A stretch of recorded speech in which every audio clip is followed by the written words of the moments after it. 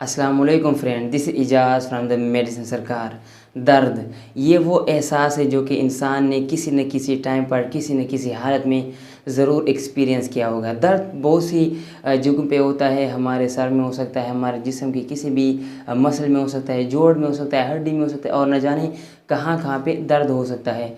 अब दर्द पहले ज़माने में दर्द के लिए बहुत सी चीज़ें इस्तेमाल करते थे, टोटके इस्तेमाल करते थे। फिर वक्त बदला और साइंस ने तरक्की कर गई और मेडिसिन आ गई। फिर तरह तरह की मेडिसिन इस्तेमाल होती रही।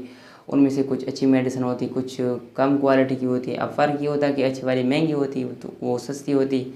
फिर अगेन उससे और अच्छा टाइम है। अब हमें बहुत ही एक कम एक काबिल बर्दाश्त कीमत में हमें अच्छी अच्छी मेडिसिन मिल जाती है। अब यहाँ पर दर्द की बहुत सी मेडिसिन है, उनमें से कुछ ऐसी मेडिसिन है जो कि सस्ती भी है। तो आज उन मेडिसिन के बारे में आज मैं आपसे बात करने वाला हूँ और उनमें से एक मेडिसिन है न्यूप्रोक्सन या न्यूप्रोक्स। अब न्यूप्रोक्सन क्या है, न्यूप्रोक्सन कैसे काम करता है, कैसे दर्द को ख़त्म करता है, कौन कौन से दर्द में इस्तेमाल होता है, इसकी कितनी मिकदार लेनी चाहिए क्योंकि ज़्यादा मिकदार नुकसानदेह है, कम फ़ायदा नहीं देता। तो आखिर जो असल मिकदार है वो कितनी लेनी चाहिए। इसके अलावा ड्रग इंटरेक्शन के बारे में बात करें कि कौन कौन सी दवाइयों के साथ इसको नहीं ले सकते क्योंकि बहुत से मसाइल का वजह बन सकता है। और आखिर में हम बात करेंगे कौन कौन सी कंडीशन में इस्तेमाल नहीं करना चाहिए क्योंकि ऐसी कंडीशन होती है कि अगर आप उन कंडीशन में वो मेडिसिन लेंगे तो आपको बहुत ज़्यादा मसाइल हो सकते हैं बजाय कि आपको फ़ायदा पहुंचाए। तो मेक श्योर वीडियो को एंड तक देखिएगा क्योंकि ये वीडियो आप लोगों के लिए बड़ी फ़ायदेमंद होने वाली है। वीडियो को लाइक करें, शेयर करें, चैनल को सब्सक्राइब करें, बेल आइकन बजाएगा ताकि हर वीडियो की नोटिफिकेशन सबसे पहले आप तक पहुँच सके। न्यूप्रोक्स, न्यूप्रोक्स क्या है? न्यूप्रोक्स असल में एक ब्रांड नेम है और इसका जो जेनेरिक नेम है वो है निप्रोक्सन। निप्रोक्सन यहाँ पर एक जेनेरिक नेम है और ये non steroidal anti inflammatory drugs एक ग्रुप है, ये उस ग्रुप में शुमार किया जाता है। अब ये वो ग्रुप है जो हमारे जिस्म में दर्द, इन्फ्लेमेशन, सूजन और बुखार वगैरह की कंडीशन के लिए इस्तेमाल होती है। न्यूप्रोक्स भी इसी कैटेगरी का है। तो यही बात है कि ये जिस्म में दर्द और इन्फ्लेमेशन वगैरह को कंट्रोल करता है। अब यहाँ पर न्यूप्रोक्स कौन कौन सी कंडीशन में इस्तेमाल होता है ये चीज़ ज़रूरी है और हमें समझना है। न्यूप्रोक्स हमारे जिस्म में दर्द, सूजन, सुर्खी मतलब जहाँ पे ज़ख़म होता है वहाँ पर सुर्खी भी आ जाती है और इन्फ्लेमेशन में इस्तेमाल होता है। इन्फ्लेमेशन क्या है?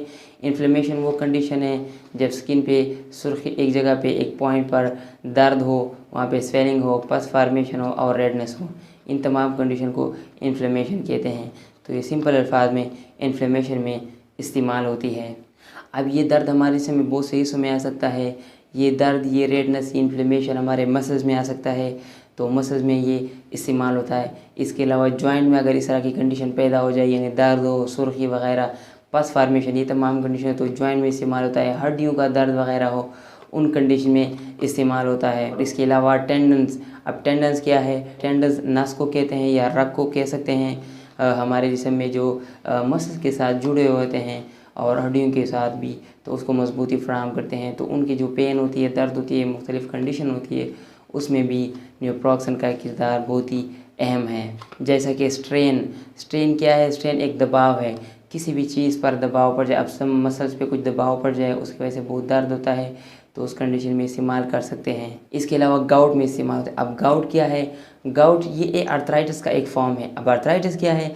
आर्थराइटिस जब जोड़ में इन्फ्लेमेशन हो जाए, एक जोड़ या एक से ज़्यादा जोड़ों में, तो उसको आर्थराइटिस कहते हैं। तो ये भी गाउट भी आर्थराइटिस का एक कॉमन फॉर्म है जिसमें अचानक दर्द शुरू हो जाता है, सुर्खी आ जाती है, पस फॉर्मेशन हो जाती है। इन सिंपल अल्फाज में इन्फ्लेमेशन हो जाए उस जगह को तो उसको गाउट कहते हैं। तो गाउट में भी न्यूप्रोक्सन को इस्तेमाल कर सकते हैं। इसके अलावा हमारे पीठ में और गले में स्टिफनेस आ जाए यानी सख्ती आ जाए तो उस कंडीशन में भी इस्तेमाल कर सकते हैं। अक्सर औक़ात ये कंडीशन तब आती है जब रात को सो जाते हैं हम और फिर सरहाने पे सही ढंग से नहीं सो पाते, तो उस वजह से सुबह उठकर फिर बहुत ज़्यादा शदीद दर्द होता है, तो उस कंडीशन में न्यूप्रोक्सन को इस्तेमाल करते हैं। और इसके अलावा एंकाइलोजिंग स्पॉन्डिलाइटिस, अब ये क्या कंडीशन है? ये वर्टेब्रा का एक डिजीज़ है, इन्फ्लेमेशन है, जिसमें जो स्पाइन होता है उसमें इन्फ्लेमेशन हो जाती है, उसके जो छोटे छोटे बोन होते हैं वो फ्यूज़ हो जाते हैं और फिर फ्लेक्सिबिलिटी ख़त्म हो जाती है। फिर जो पेशेंट होता है, जो मुतासिर होता है,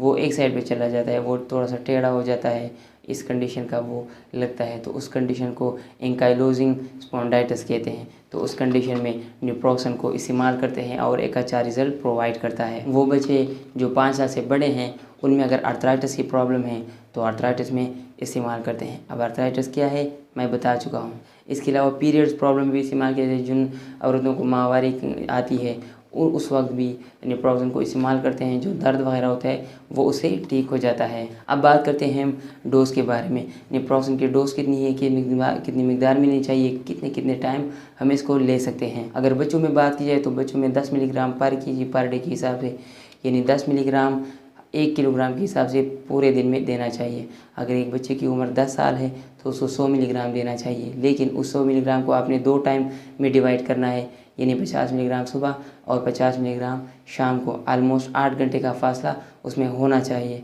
उस कंडीशन से आपने देना है। अब बात करते हैं हम एडल्ट में। एडल्ट में बहुत सी कंडीशन है, हर कंडीशन के हिसाब से अलग अलग डोज तरतीब होती है।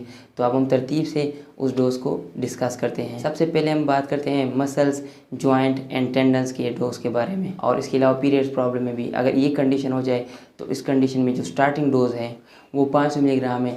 इसके बाद 250 मिलीग्राम पे आपने फॉलो करना है, यानी जो पहला स्टार्टिंग डोज है वो 500 मिलीग्राम का एक टेबलेट लेना है। उसके बाद हर 6 घंटे या 8 घंटे के बाद 250 मिलीग्राम की टेबलेट लेनी है उस पेशेंट ने। तो इस हिसाब से 24 घंटों में अगर 4 टाइम वो लेता है तो फिर उसकी जो डोज़ बनती है वो ऑलमोस्ट 1 ग्राम बन जाती है या 1000 मिलीग्राम बन जाती है।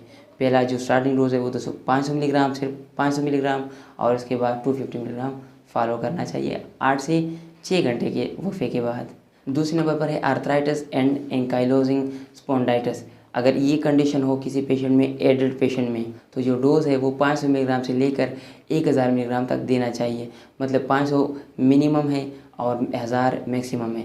अब इस बीच में देना है, जितना भी देना है वो उस कंडीशन को देखना है, और 2 टाइम पे देना है। यानी 500 मिलीग्राम है तो 250 सुबह 250 शाम को। अगर 1000 देना है तो 500 मिलीग्राम सुबह, 500 शाम को देना है। गाउट, अगर गाउट का मसला किसी पेशेंट को हो जाए तो उस कंडीशन में 750 मिलीग्राम स्टार्टिंग डोज है, उसके बाद 250 मिलीग्राम हर 8 घंटे के बाद शुरू करना है। ये तो बात होगी डोज के बारे में। अब हम बात करते हैं कुछ कॉन्ट्राइंडिकेशन के बारे में। कौन कौन सी कंडीशन में ये दवाई नहीं लेनी चाहिए। अगर आपको इस मेडिसिन से एलर्जी है तो आपको ये दवाई नहीं लेनी चाहिए। अगर आपके मैदे में जख्म है, खून आ रहा है, ब्लीडिंग हो रही है, तब ये दवाई आपको इस्तेमाल नहीं करनी चाहिए। अगर आपको बहुत ज़्यादा सीरियस मसला है लीवर, किडनी और हार्ट का, तब ये दवाई आप ना इस्तेमाल करें तो ही बेहतर रहेगा। अब यहाँ पर सवाल ये है कि अगर ये दवाई इस्तेमाल ना करें तो फिर आखिर हम क्या इस्तेमाल करें। आपके पास और भी बहुत से ऑप्शन हैं जो आप यूज़ कर सकते हैं, उसके बारे में हम इंशाल्लाह नेक्स्ट वीडियोज़ में बात करेंगे। अगर किसी लेडीज़ को प्रेगनेंसी है, स्पेशली जो आखिरी 3 महीने हैं, वहाँ पर भी जो नेप्रोक्सन है वो दवाई इस्तेमाल नहीं करनी चाहिए। अगर कोई मरीज़ ब्लड प्रेशर का शिकार है, दिल का मरीज़ है, शुगर की बीमारी है या हाइपरलिपिडीमिया है, यानी जो खून में लिपिड की मिकदार ज़्यादा हो जाती है, कोलेस्ट्रॉल जो ज़्यादा हो जाती है, तो इन तमाम कंडीशन में नेप्रोक्सन का इस्तेमाल बिल्कुल ना करें। अगर बहुत ज़रूरत पड़े तो इमरजेंसी के लिए आप 1-2 टेबलेट ले सकते हैं, बहुत ज़्यादा अरसे तक आपको इस्तेमाल नहीं करनी चाहिए। अब हम बात करते हैं कुछ साइड इफ़ेक्ट्स के बारे में, क्योंकि हर मेडिसिन के अपने अपने साइड इफ़ेक्ट्स होते हैं। लेकिन एक बात जो मैंने हमेशा कहता आ रहा हूँ और आगे भी शायद कहता रहूँगा कि किसी भी मेडिसिन की जितने भी मैं साइड इफ़ेक्ट डिस्कस करता हूँ या आप कहीं भी पढ़ते हैं या आपको कोई बताता है, तो उसका हरगिज़ ये मतलब नहीं होता कि हर पेशेंट में वो तमाम साइड इफ़ेक्ट्स होंगे। इस तरह बिल्कुल नहीं होता। अगर 100 मरीज़ नेप्रोक्सन इस्तेमाल करते हैं तो ऑलमोस्ट 2 या 3 मरीज़ों को 10 साइड इफ़ेक्ट्स में से 3 या 4 साइड इफ़ेक्ट्स वो मुश्किल ही हो सकते हैं। तो ये चीज़ आपको पता होनी चाहिए। नेप्रोक्सन दिल की बीमारी को थोड़ा सा ज़्यादा कर सकता है। अगर कोई पेशेंट सीवियर कंडीशन का है और नेप्रोक्सन ज़्यादा अरसे तक इस्तेमाल करता है, तब उसको दिल का मसला शुरू हो सकता है, बल्कि ज़्यादा कर सकता है। नेप्रोक्सन की वजह से अगर ज़्यादा अरसा इस्तेमाल करे तो फिर इसकी वजह से उल्टी आ सकती है। उल्टी में खून का आना भी एक कॉमन बात हो जाएगी। अच्छा, ये उस कंडीशन में होगा अगर आप इसको ज़्यादा अरसे तक इस्तेमाल करें, तब आपको ये तमाम साइड इफ़ेक्ट्स होंगे। अगर आपका मैदा डिस्टर्ब है या आपके मैदे में दर्द होता है तो समझे कि ये नेप्रोक्सन के साइड इफ़ेक्ट्स होंगे। अब ये तब होंगे जब आप ज़्यादा टाइम इस्तेमाल कर सकते हैं। मैं अगेन नहीं बोल सकता, बस आपने एक चीज़ नोट कर लेनी है। इसके अलावा अगर आपको हैज़ा हो रहा है, आपका वज़न कम हो रहा है, अचानक से आपका जो चेहरा है, आपका गला है, आपकी जो पाँव है, अगर वो सूज हो जाए तो समझे ये भी नेप्रोज़न के साइड इफ़ेक्ट्स हो सकते हैं। यानी अगर उस टाइम आप नेप्रोज़न इस्तेमाल करते हैं तब ये कंडीशन हो सकते हैं, उसके आधे घंटे बाद ये असरात आप पे शुरू हो जाएंगे। अगर घंटों बाद हो जाए तो इसका मतलब ये नहीं है कि ये साइड इफ़ेक्ट्स उसके होंगे, क्योंकि ये साइड इफ़ेक्ट्स बहुत जल्द शुरू होते हैं और फिर आगे ख़त्म होंगे। वो तो मरीज़ पे डिपेंड करता है कि वो कुछ खाता है या नहीं खाता, डॉक्टर क्या कहता है वो उस कंडीशन को देखना पड़ता है। और आखिर में है सांस में मुश्किलात। कुछ मरीज़ों को सांस का भी मसला हो जाता है, वो सांस सही ले नहीं पा रहे हैं, बस ज़ोर ज़ोर से सांस लेते रहते हैं। और कुछ लोगों के जो मसल्स होते हैं वो भी कमज़ोर हो जाते हैं, स्पेशली एक साइड पे। एक साइड की जो मसल है वो थोड़े से कमज़ोर हो जाते हैं, वो फील करते हैं कि वो नमनेस हो जाते हैं, यानी वो कुछ ऐसा फील करते हैं कि पता नहीं ऊपर से बारिश हो रही है, कतरे डल रहे हैं, तो इस तरह की एहसास होता है। वो भी सिर्फ एक साइड पे, अगर बायां साइड होगा या फिर दायां साइड होगा। अब बात करते हैं कुछ ड्रग इंटरेक्शन के बारे में। ड्रग इंटरेक्शन से मुराद है कि अगर आप इस दवाई के साथ और कोई टेबलेट लेते हैं तो वो इंटरेक्ट करता है, यानी वो एक दूसरे पर लड़ पड़ते हैं और इसका जो नुकसान है वो जिस्म को ही होता है। सबसे पहले सल्फोनामाइड मेडिसिन एंटीबायोटिक है, तो वो दवाई आपको इस्तेमाल नहीं करनी चाहिए, पूरा एक ग्रुप है। इसके अलावा डायरोटिक मेडिसिन वो है जो पेशाब और अक्सर जो ब्लड प्रेशर वाले मरीज़ होते हैं वो इस्तेमाल कर सकते हैं। स्पिरोमाइड, लासिक्स, ये तमाम मेडिसिन डायरोटिक ग्रुप में आते हैं। इसके अलावा क्विनोलोन एंटीबायोटिक ग्रुप है। सिप्रोफ्लॉक्सिन, मोक्सिफ्लॉक्सिन, ये तमाम लियोफ्लॉक्सिन, ये तमाम ग्रुप में सेम ग्रुप है। तो ये टेबलेट भी आपको इस्तेमाल नहीं करनी चाहिए, क्योंकि इसके साथ आपको कुछ साइड इफ़ेक्ट्स आ सकते हैं, कुछ मसला हो सकता है। और आखिर में ये आपको थका भी सकता है, तो आपको कोशिश करनी चाहिए ड्राइव ना करें, कोई दूर का सफ़र ना करें पैदल या गाड़ी में, क्योंकि फिर आगे आप खुद कमज़ोरी फील करेंगे। तो इसलिए कोशिश करें कि इन चीज़ों से आप बाज रहें। कुछ डिटेल थी इस मेडिसिन के बारे में। मैंने अपनी पूरी कोशिश की है कि मैं आपको तमाम तर डिटेल प्रोवाइड कर दूं, ताकि आपको और वीडियोस ना देखनी पड़े, या फिर कोई आपका जो शक व शुबा है वो भी ना रह पाए। लेकिन स्टिल आपका अभी भी कोई सवाल हो तो आप कमेंट में पूछ सकते हैं, इंशाल्लाह मैं आपको इंस्टेंट रिप्लाई दूंगा। मुझे उम्मीद है आपको वीडियो पसंद आई होगी। अगर पसंद आ जाए तो प्लीज़ लाइक कर दीजिएगा, शेयर कर दीजिएगा, और इसके अलावा चैनल पर नए को सब्सक्राइब कर दीजिएगा। आज के लिए बस इतना ही। अपना ख्याल रखिएगा। दीजा साइनिंग ऑफ। अल्लाह हाफिज़।